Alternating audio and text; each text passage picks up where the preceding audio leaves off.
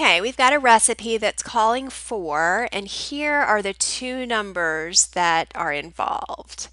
2 1/2, so we'll put that here, and 2/5. We'll put this down here. And I'm going to make myself a little note just so I can easily keep track of where everything is going. The 2 1/2 is dealing with the sugar, so I'll put S over here, and the 2/5 is the flour, so I'll put an F down here.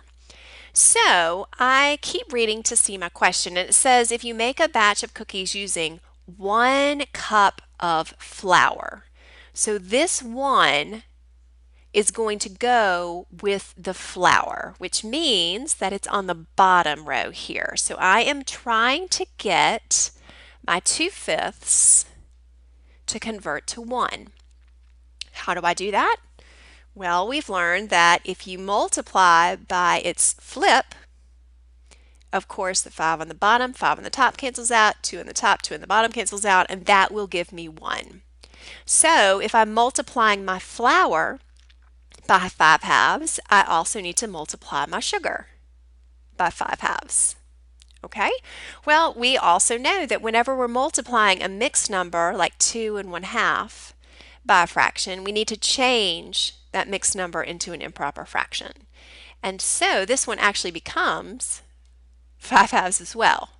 So we wind up multiplying 5 over 2 times 5 over 2.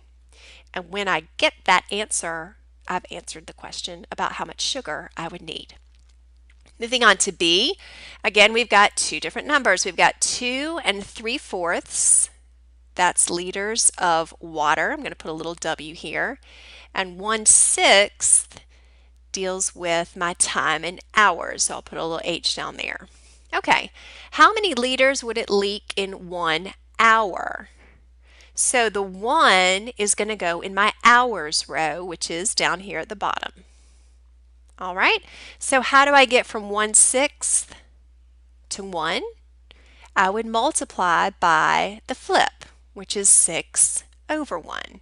The bottom's going to cancel out with the top. The 1 and the 1 cancel out, so that's going to give me to 1. Whatever I do with hours, I also need to do with water.